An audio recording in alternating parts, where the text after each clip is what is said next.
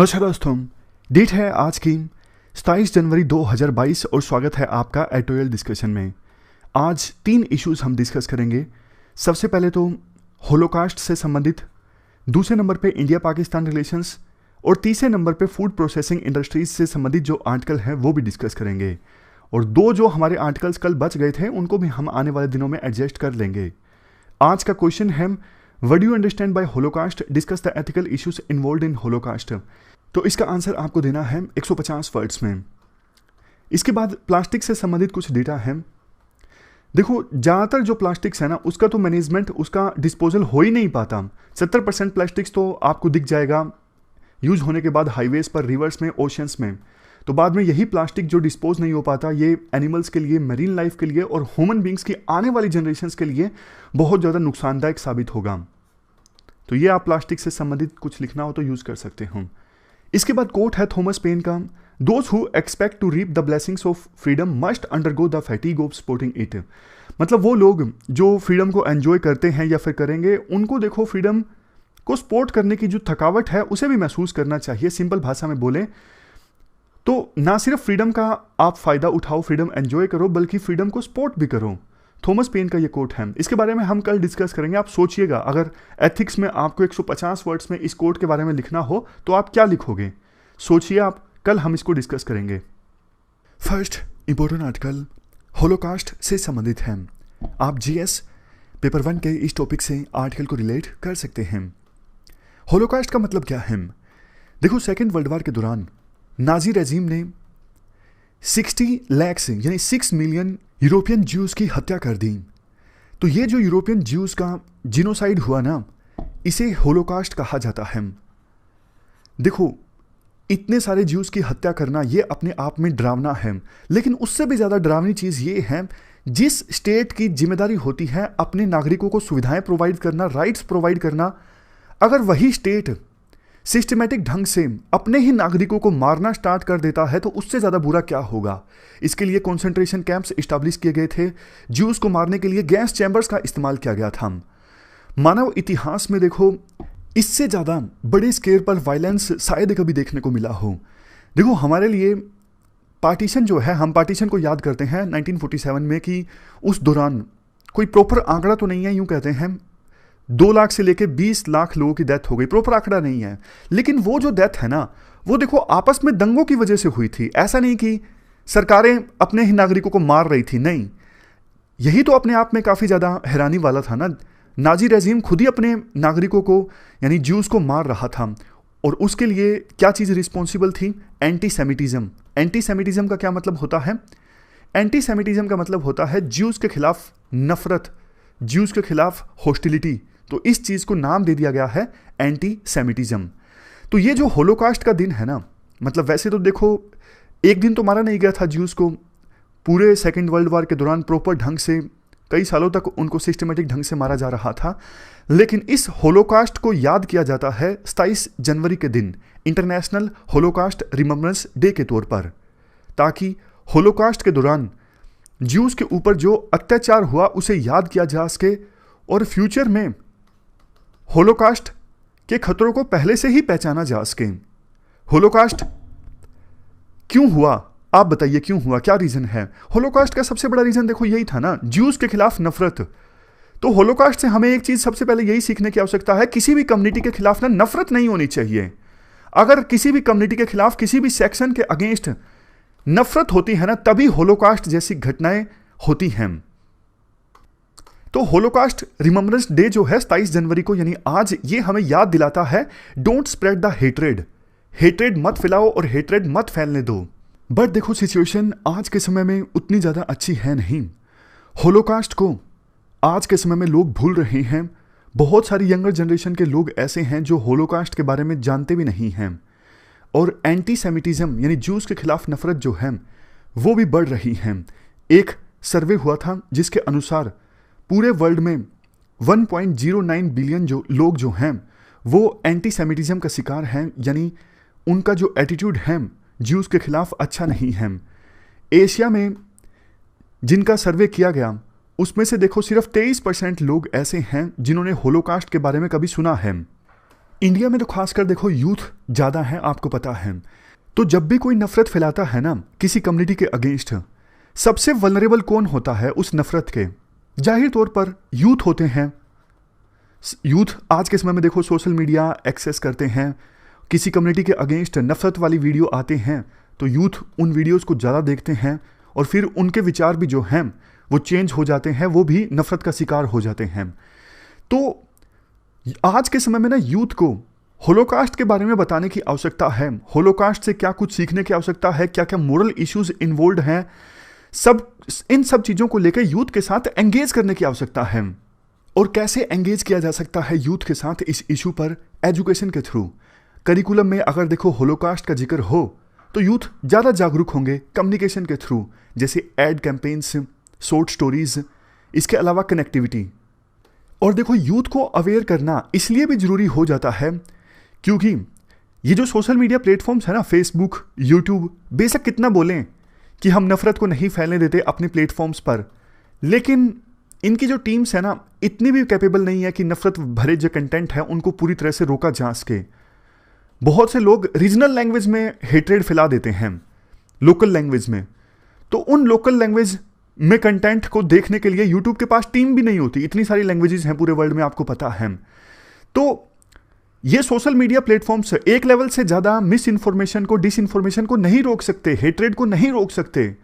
तो यूथ अगर जागरूक होंगे तो वो बिल्कुल रिपोर्ट कर देंगे कि ये कंटेंट गलत है, नहीं होना चाहिए सोशल मीडिया पर। वो अवेयर होंगे तो हेट्रेड वाले कंटेंट को फैलने नहीं देंगे। वैसे भी देखो एक चीज़ आपको पता है, अगर कोई नेगेटिव चीज़ है ना वो इंटरनेट पर आग की तरह फैलती है। पॉजिटिव चीज़ों को लोग कम शेयर करते हैं, नेगेटिव चीज़ों को लोग ज़्यादा शेयर करते हैं। ये ह्यूमन बींग्स की साइकोलॉजी होती है।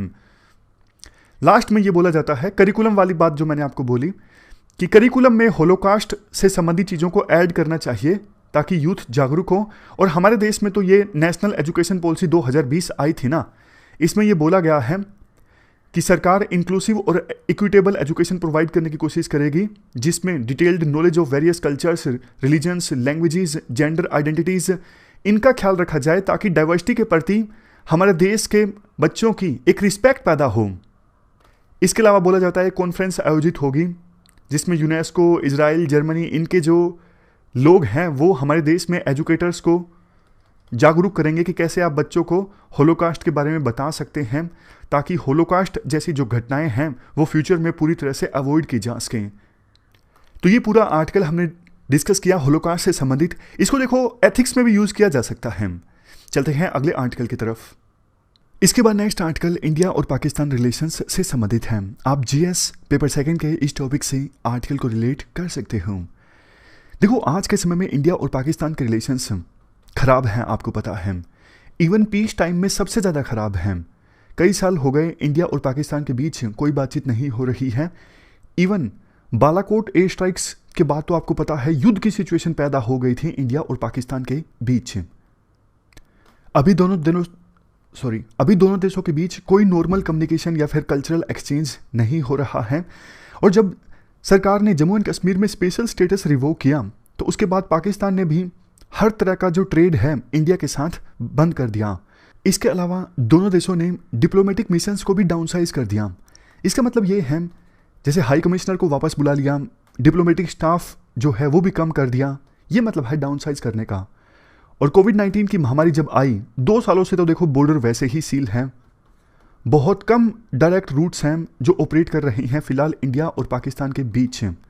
इन परिस्थितियों में जब रिलेशंस इंडिया और पाकिस्तान के बीच इतने ज़्यादा खराब हैं, पाकिस्तान में जो एक हिंदू काउंसिल है ना, पाकिस्तान हिंदू काउंसिल, इन्होंने एक प्रपोजल भेजा है। वो प्रपोजल इंडिया को मिला है पाकिस्तान के थ्रू। पाकिस्तान का जो हाई कमीशन है ना इंडिया में, उस हाई कमीशन ने इंडिया की एक्सटर्नल अफेयर मिनिस्ट्री को वो प्रपोजल सौंपा है। प्रपोजल ये है कि इस सैटरडे को पाकिस्तानी इंटरनेशनल एयरलाइंस के 2 चार्टर फ्लाइट्स इंडिया में लैंड करें जिनमें तीर्थयात्री हों सभी धर्मों के, कुछ मुस्लिम्स, कुछ हिंदू, कुछ सिख। मैं फिर से बोलता हूं, पाकिस्तान हिंदू काउंसिल ने प्रपोजल ये सौंपा है कि पाकिस्तान इंटरनेशनल एयरलाइंस की 2 चार्टर फ्लाइट इस सैटरडे को इंडिया में उतरें जिसमें तीर्थयात्री हों जो भारत के अलग अलग हिस्सों में तीर्थ यात्रा करने के लिए जाएं। अभी देखो इंडिया और पाकिस्तान, तीर्थयात्री एक देश से दूसरे देश में जाते तो हैं, लेकिन वो जाते हैं 1974 में साइन किए गए एक प्रोटोकॉल के अनुसार। और वो प्रोटोकॉल कहता है वाघा बॉर्डर, अटारी बॉर्डर, यानी जो लैंड रूट्स है ना, इन लैंड रूट्स के थ्रू तीर्थयात्री जाते हैं इंडिया से पाकिस्तान में और पाकिस्तान से इंडिया में, फ्लाइट्स में नहीं आते हैं।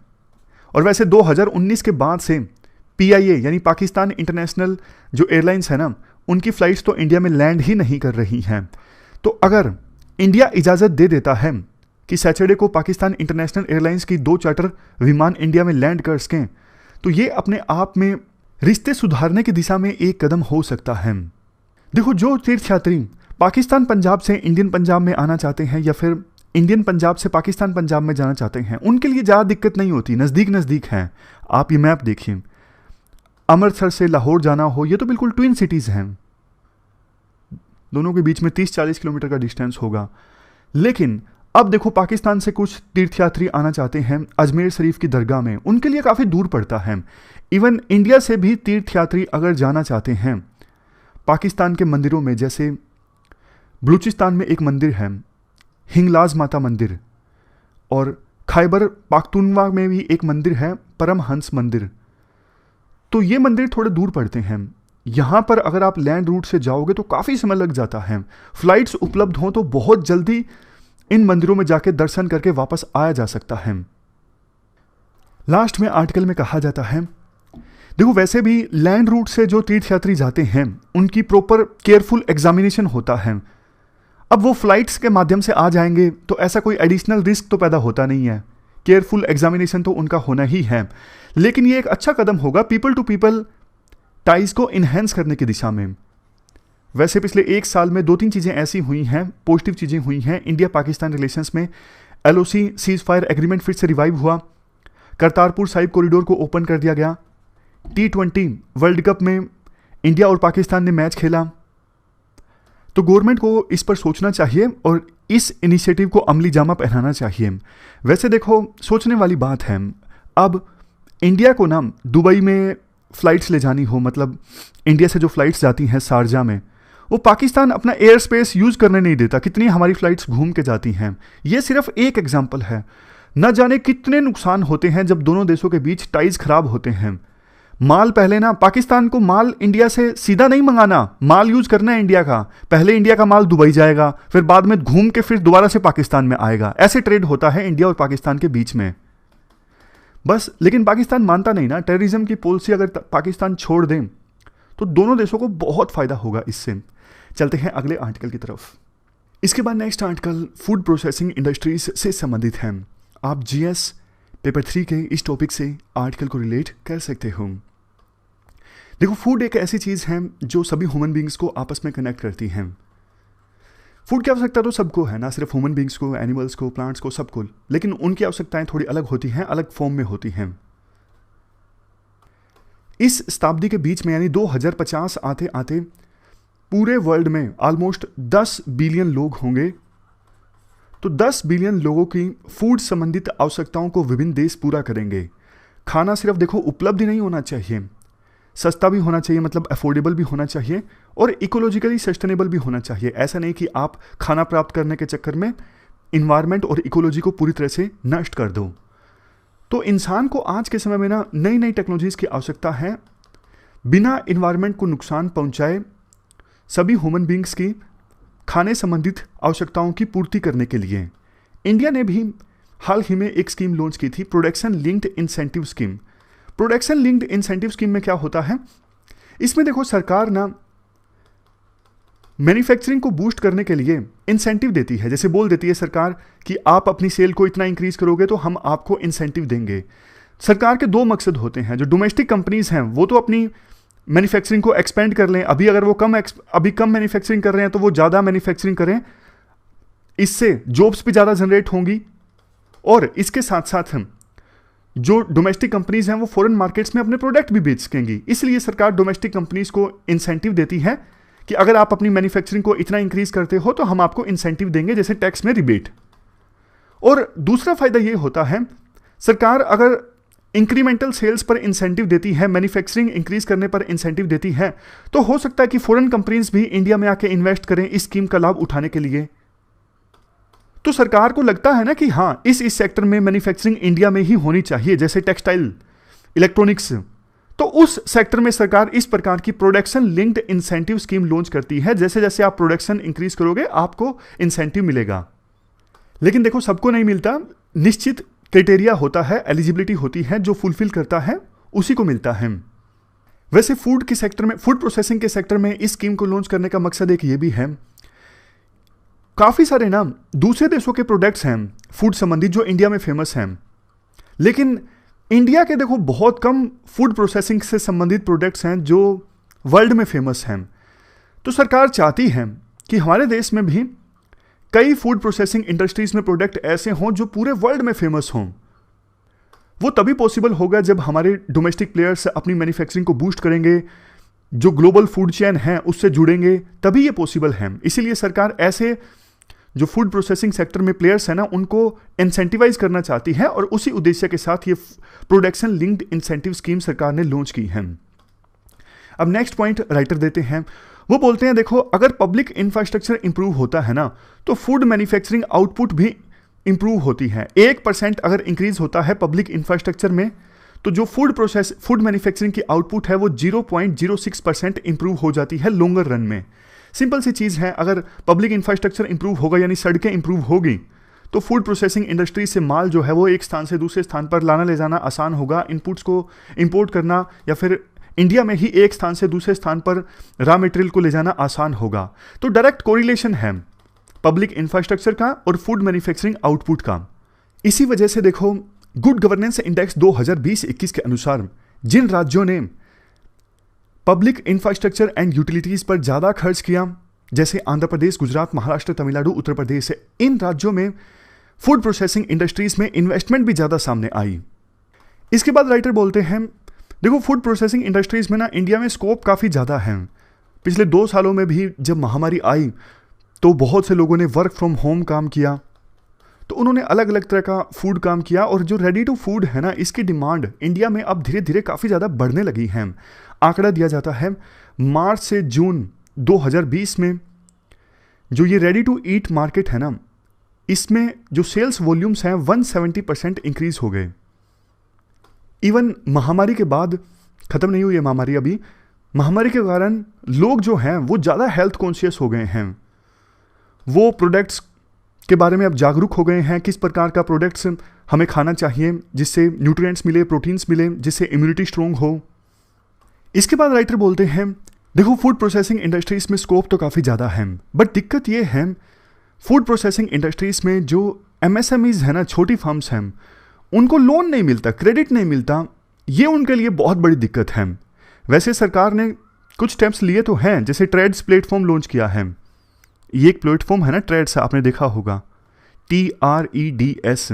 क्या होता है इसमें देखो सिंपल ये होता है, मान लीजिए आपकी कोई फर्म है, आपकी फर्म ने किसी कॉर्पोरेट ग्रुप को कोई सामान बेचा है, तो उस कॉर्पोरेट ग्रुप ने ना बदले में रिसिप्ट दे दी आपको कि हाँ आपका सामान हमें मिल गया है और हमें आपको अब इसके एवज में 10 लाख रुपए की पेमेंट करनी है।